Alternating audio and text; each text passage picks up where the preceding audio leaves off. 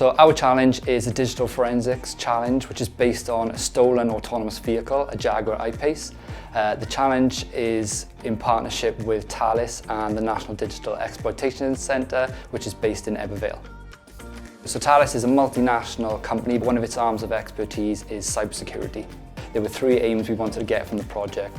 The first being we wanted to raise awareness of the jobs that would be available to the children within the cybersecurity sector for when they were older.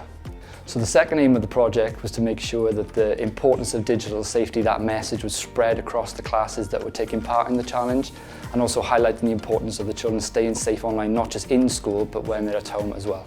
And our third aim, working alongside Thales, was to use their expertise to further enhance our science and technology, AOLE, and our work on careers and work-related experiences. So the challenge is we're asking children to solve a crime. The autonomous vehicle from the NDEC has been stolen. Within the challenge, pupils will develop skills within digital security, cybercrime, and also collecting evidence. These skills will then be put together in order to solve the crime and find out who stole the car. So this is a 6-week project. The first 4 weeks of the project are dedicated to developing the children's skills within cyber forensics, digital crime, hacking, and the coding that goes into autonomous vehicles. These skills are then put together within a crime scene report and presented within a mock court at the end of the project. The project was delivered to 2 split year classes, a Year 4-5 class and a Year 5-6 class.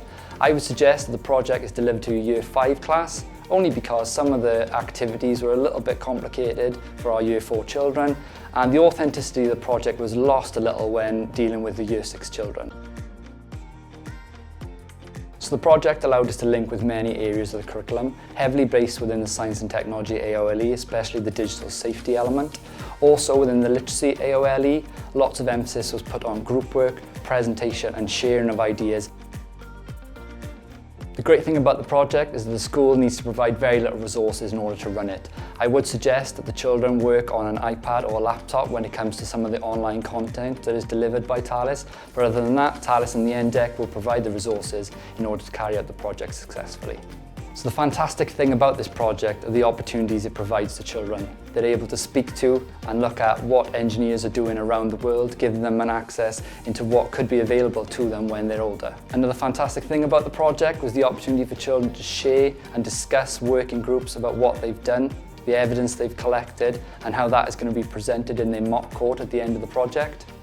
One of the highlights for the project was seeing children who are sometimes disengaged within our normal learning activities really step up and take an active role in the activities that were provided by Thales. And finally, I'd encourage all teachers to take part in the challenge. It's really enhanced our curriculum and it's been some of the best work I've been part of as a teacher.